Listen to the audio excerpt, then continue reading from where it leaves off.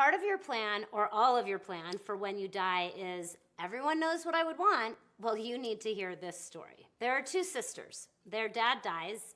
Most of his assets are in the name of his trust, but not all of them. And the problem arises because Dad named a professional trustee in his trust, and while he intended to buy both of his daughters' houses, he did do that. And he put one of them in his daughter's name with himself on title as joint tenants with right of survivorship. Well, that house didn't go through the trust at all. Then he bought the other sister's house in the name of his trust. And everybody knew the intention behind the house. One goes to one sister, and the other sister doesn't care because she got hers already. But the professional trustee that Dad named believes that this is a trust asset that should be handled pursuant to the terms of the trust, because that's how it goes. And that means that according to the terms of the trust, the sister who already got her house would be compensated for half of the sister's house that was in the name of the trust. So the professional trustee now has to go to the probate court.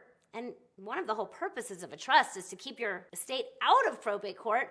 But now the professional trustee has to go to the probate court and ask for instructions and to get an authorization to amend the trust to reflect the understanding that everybody knew. Because each one of the sisters' children were named as remainder beneficiaries in the event that the sisters died, well, they had to approve this amendment. But one of the sisters' kids was a ward of the state of Illinois. Another was believed to be homeless, maybe in Texas, but nobody knew. By the time everything was said and done and the court finally did authorize the amendment and the plan that everybody knew, the trust had spent nearly $100,000 in court. And quite likely nearly that in the professional trustee fees. All Dad had needed to do was to work with a lawyer to document his intention properly, but he didn't do that. Instead, he worked with a lawyer that either didn't make sure that the assets were titled properly or didn't look more deeply into the family dynamics. It's time to get your estate plan handled and done properly. To begin working with a heart-centered,